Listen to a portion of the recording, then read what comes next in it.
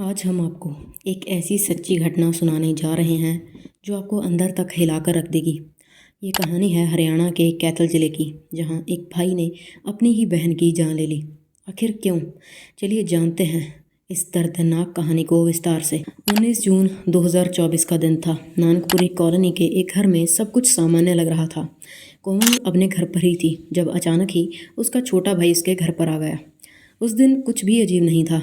भाई ने बहन के हाथ से बनी चाय पी, कुछ समय तक बातचीत की, सब कुछ एकदम नॉर्मल लग रहा था।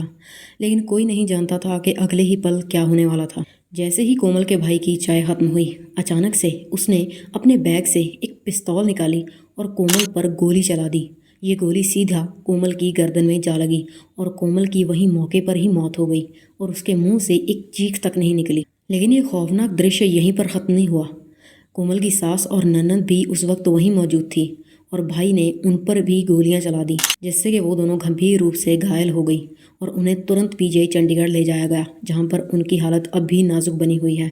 और इस घटना के बाद कोमल के भाई ने सोशल मीडिया पर एक 4 मिनट 42 सेकंड का वीडियो पोस्ट किया। इस वीडियो में उसने अपनी बहन की हत्या की बात को कबूला और इस हत्या को करने की वजह भी बताई और साथ ही उसने गवाहों को धमकाया भी। और इसके बाद उसने खुद ही पुलिस स्टेशन जाकर सरेंडर कर दिया। जांच शुरू हुई और धीरे धीरे सच्चाई सामने आने लगी और ये पता चला कि कोमल और अनिल ने फरवरी 2024 में लव मैरिज की थी और कोमल का पूरा परिवार इस शादी के सख्त खिलाफ था, क्योंकि अनिल उनकी जाति का नहीं था और वो लोग एक अंतर जाति विवाह के लिए बिल्कुल भी तैयार नहीं थे।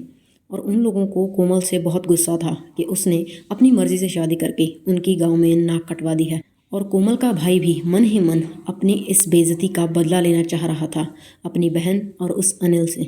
कोमल के पिता ने तो अनिल के खिलाफ अपनी बेटी को किडनैप करने का केस तक दर्ज करवा दिया था, लेकिन कोमल ने अदालत में ये बयान दिया था कि वो अपनी मर्जी से अनिल के साथ रह रही है।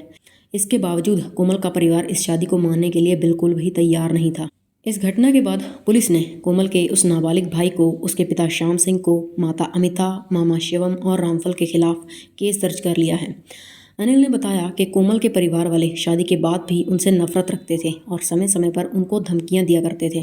ये घटना हमारे समाज के उस कड़वे सच को उजागर करती है जहां जाति और इज्जत के नाम पर किसी की भी जान लेना जस्टिफाई किया जाता है।